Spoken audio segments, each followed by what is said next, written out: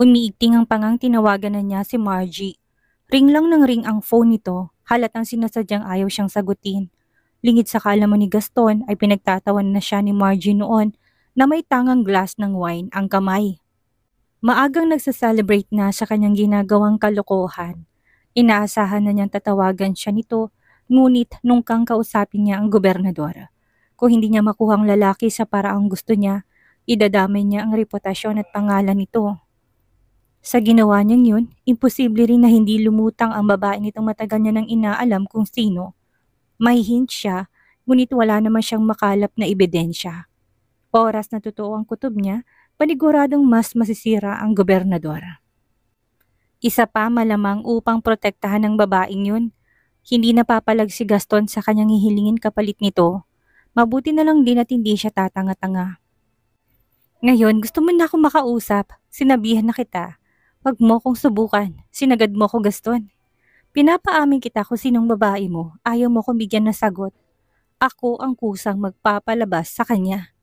Masigla pa rin ang ngiting sumimsimto ng alak sa kanyang tangang baso. Wala siyang planong kausapin ng gobernador kahit na gaano pa karaming text messages, chats at tawag ang ipadala nito sa kanya hanggat hindi niya nakukuha ang gusto niya. Getting married, yun ang isa sa triggered ng gobernador dahil ayaw nitong gawin yun. Sino mag-aakala na tayo pa rin hanggang sa huli? Hindi ka man naging mabuting asawa sa akin, ayos lang. Sanay naman ako kung anong trato mo sa akin. Isa pa, oras na may itali kita, wala ka ng pagkakataong pakasalan siya.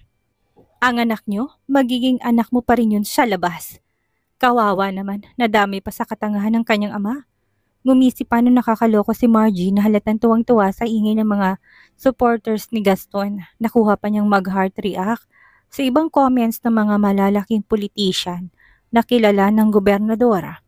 Mabuti na lang at inipon niyang screenshots ng mga conversation nila noon na matagal na bago pa man dito makapagbura ang lalaki. Proof din na may usapan talaga silang ganito. Absuelto siya, yung tipong kahit na magpa-press conference ang gobernador ay may isasagot siya. Siyempre, yung iba doon hikrap na pero masasabi niyang hindi siya edited. Totoong napag-usapan nila yun dati pa, ngunit sa mga reply naman ng iba ni Gaston ay tinatanggi niyang salitang kasal. Tingnan ko lang kung may ipapakilala mo pang babaeng yun kung sino tang anak ninyo kung may announcement ka ng wedding Gaston Barcelo. Oras na sabihin mo pangalan niya at ipakilala sa'yo ni babalik ang resulta nun. Naihagis na ni Gaston ang kanyang cellphone sa sobrang iritasyon, hindi pa rin niya sinagot ni Margie. Tumawag na siya sa office nito at ang sabi ng kanyang secretary doon ay hindi pumasok umano ang babae. Nagpadala na rin siya ng tauhan sa bahay nito at ang sabi sa kanya ay walang tao. Hindi niya mahagilap kung nasaan ngayon ang babae na halatang nagtatago dahil alam niyang i-hunting niya ito at pagbabayarin sa perwisyong kanyang ginagawa ngayon. Walang hiya kang babae ka, tanging nasabi ni Gaston na halo-halo ng laman ng kanyang utak. Nasaan ka? Akala mo magagawa mo ng takasan ako? Umanda ka sa akin, oras na mahanap kita. Galaiting dagdag pa ni Gaston. Samantalang tanghali na nagising si Nati ng araw na yon, maligaya siyang nag-inat ng pakiramdam niya ay ang gaan ng kanyang katawan. Makailang beses pa siyang gumulong-gulong upang tuluyang gisingin ang kanyang diwa. Napangiti siya ng pagtingin niya ay may reply na si Gaston sa kanyang message. Inilagay niya pa yon sa ibabaw ng kanyang dibdib nang mabasa kung gaano na sila nito namimiss ni Brixton. Miss na rin niya kaagad ang gobernador, isang gabi pa lang na hindi siya nagkakasamang dalawa. Hindi pa rin napapalis sa mga ngiting nagtipa siya ng reply at pagkatapos noon ay binitawan na niya ang cellphone. Muli pa siyang napainat ng katawan nang makababa ng kama. Gaya ng dati wala na sa tabi niyang anak na paniguradong nasa ibaba na.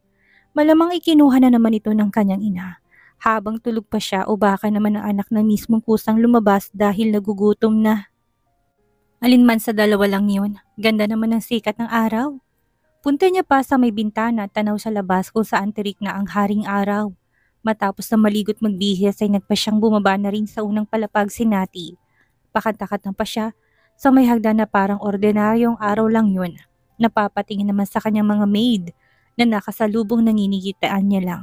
Nagulat pa siya pagbaba ng sala nang makitang nandun ang kapatid na sinikat ang hipag. Prenteng nakaupo't halatang hinihintay ang kanyang pagising. Lingid sa kanyang kaalaman na doon nagpa siyang dumiretso pagkalabas ng ospital, ang mag-asawa sa halip na sa villa nila nang mabasa nilang balita ng announcement ng kasal ni Gaston. Alam ng mag-asawa na magkasamang dalawa sa Italy, kasama anak na si Brixton kung kaya naman paniguradong magugulat si Nati. Oras na malaman niya ang tungkol doon, hindi na maitagong paninitig ni Nick sa mukha ng kapatid na parang baliwala lang naman ang lahat. Agad niya ring naisip na baka hindi pa niya yon nakikita dahil kung nakita niya na malamang parang torong bumangal-ngal na ito at nagwawala. Hindi rin niya diretsong makumpronta ang tiyuhin ng asawa. Gusto niya pero binawalan siya ni Krisa na wag nang makisawsaw sa kanila. At para hindi mabinat ang asawang bagong panganak lang, pikit matang sinunod to ni Nick.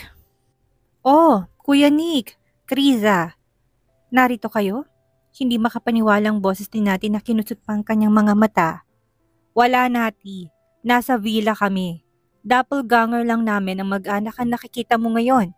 Pilosopong sagot ni Nick, ngunit hindi maikala ang kanyang awang nararamdaman na sa kapatid. Alam niyang mahal pa nito ang gobernador. "Sira ka talaga, Nick." Saway ni Krisa na nilakipan na yon ng tawa kahit nakabadong-kabado na siya noon sa hipag.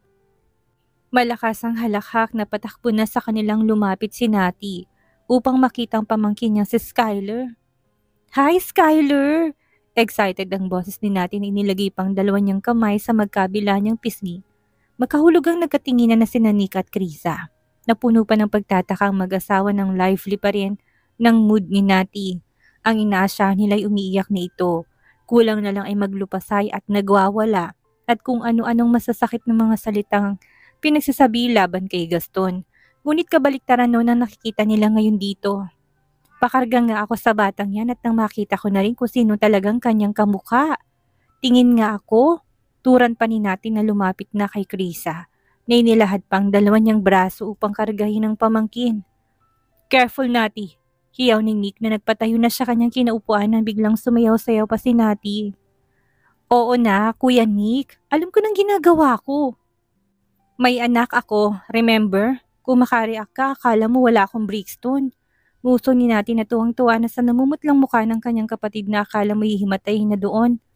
Inirap-irapan pa siya ni Nati habang malapad pa rin ang ngiti sa kanyang labi. Excited pa rin na hinarap na ni Nati ang bagong pamangkin sa kanyang mukha. Kuminang pa ang kanyang mga mata nang makita ang kainosentihan ng batang kanyang karga. Bahagyang napaawang ng bibig niya.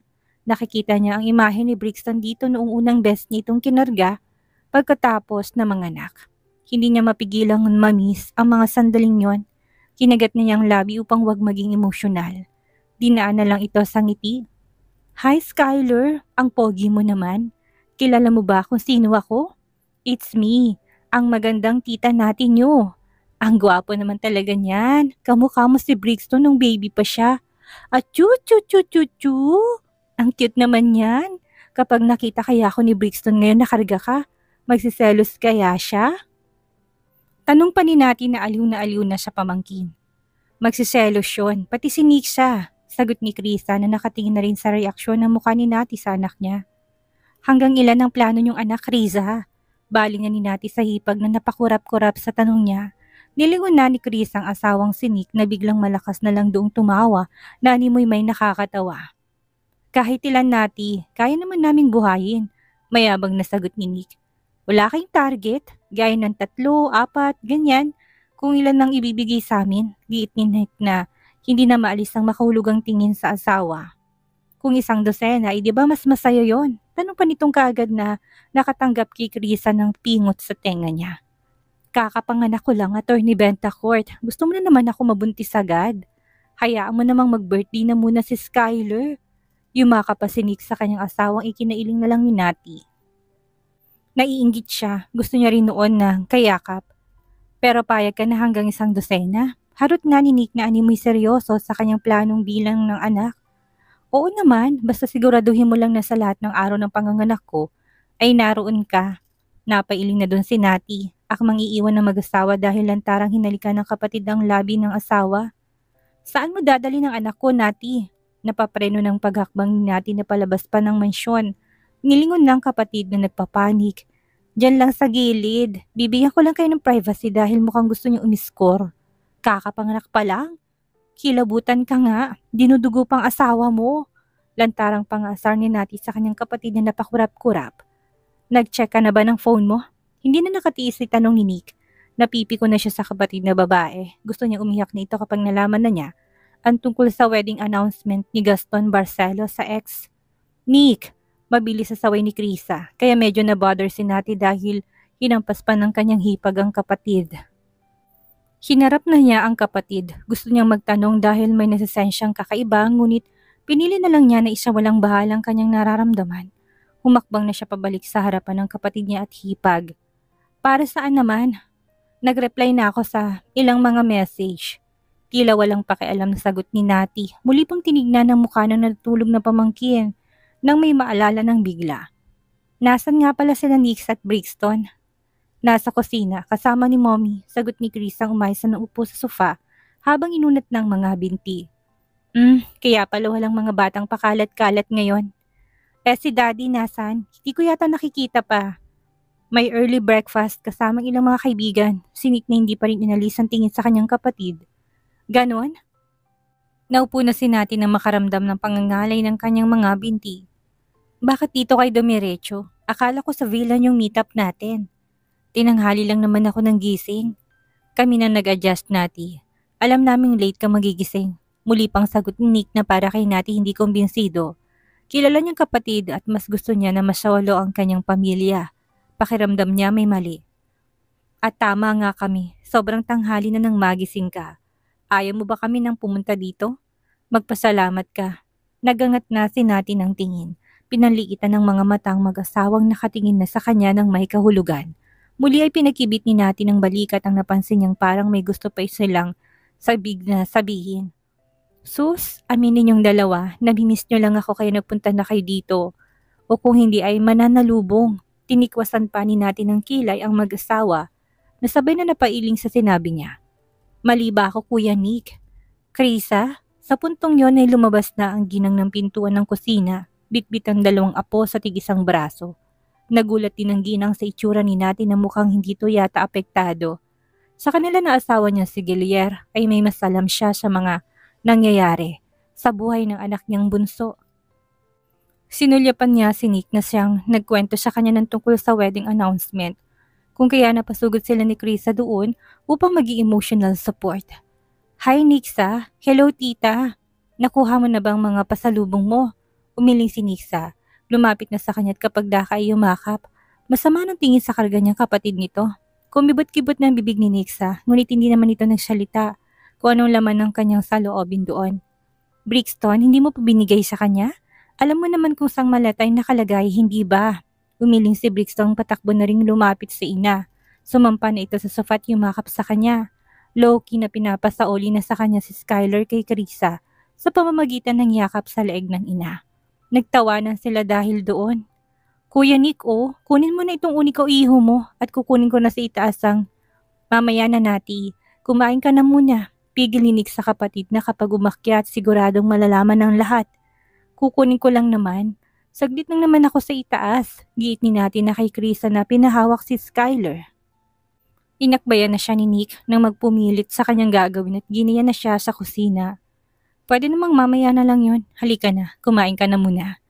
Sinunod na lang yun ni Nati kahit na napansin niya ang paninitig ng mga maid sa kanyang kakaiba. Naninibago siya doon pero hindi na nagtanong at ginawa na lang ang pakay niya.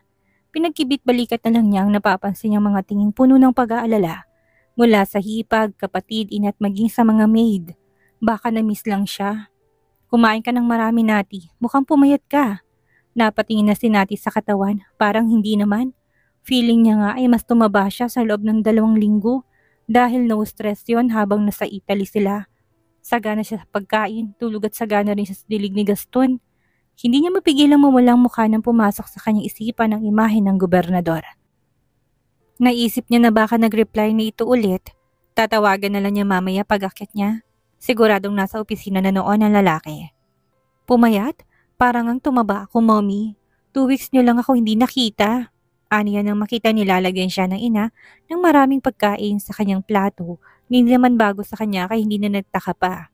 Basta kumain ka at baka mamaya mamayat ka. Dagdag pa ng ginang na palaisipan kay Nati. Mahinang natawa na doon si Nati.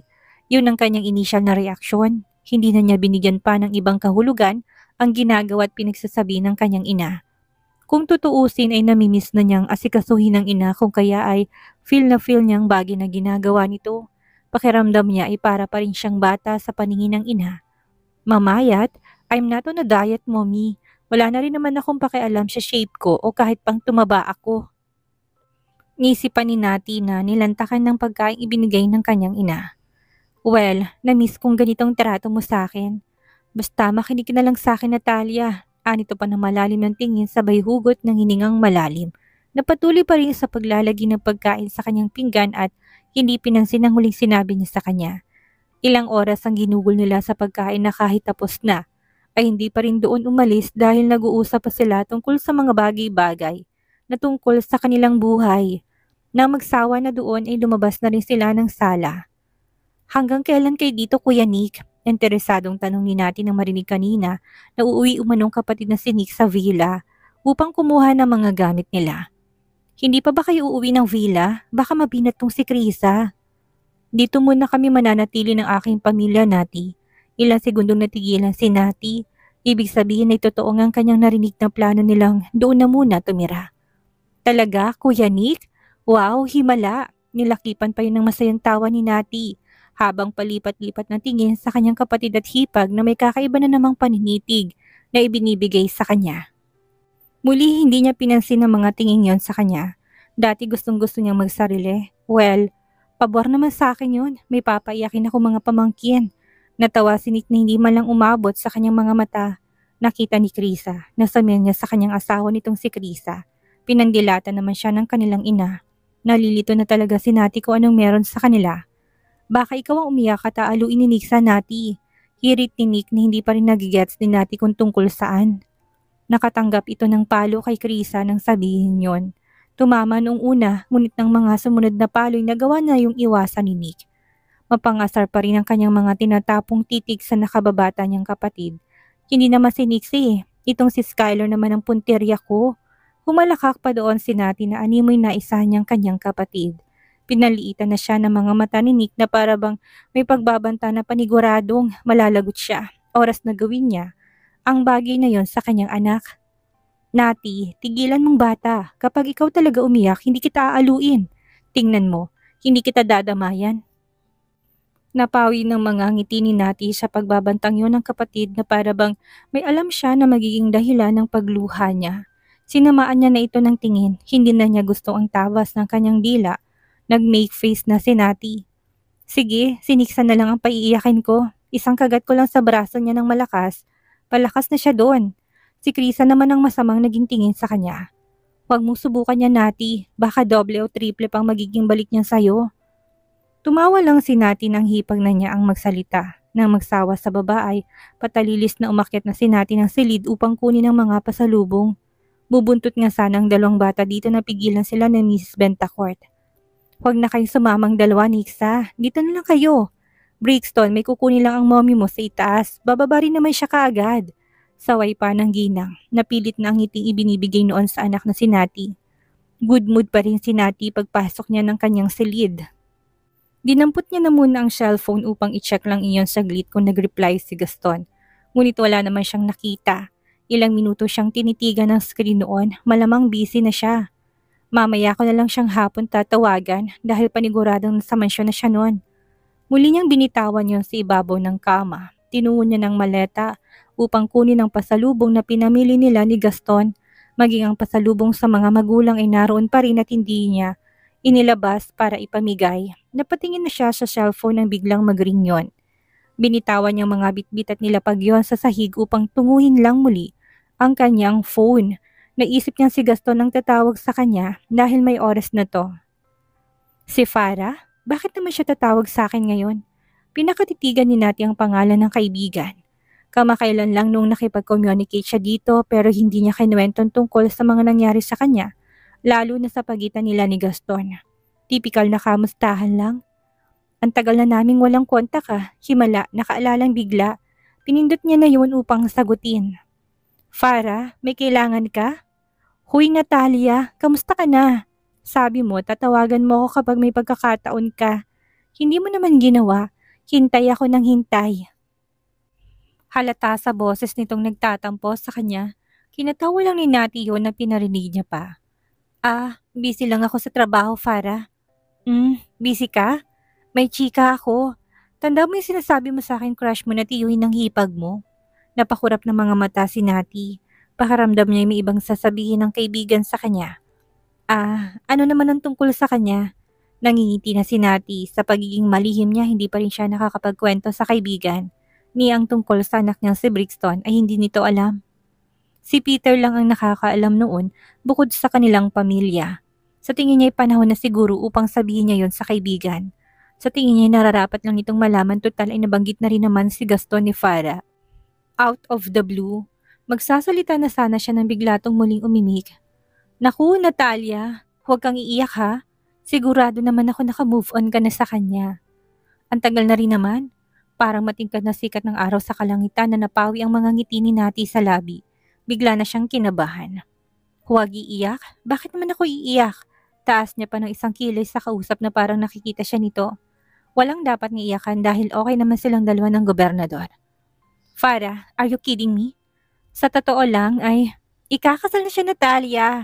Putol nitong sobrang excited ang boses habang nagbabalita. Yung tipong kalakip na noon ng pang-aasar dahil alam nitong kahit na matagal na yon ay magiging apektado pa siya. Wait, hindi mo pa nababasa? Ilang segundong parang namanhid ang katawan ni Nati sa salitang kasal. Nag-announce na to? Hindi pa nila napag-uusapan yun. Bakit nilabas niya kaagad?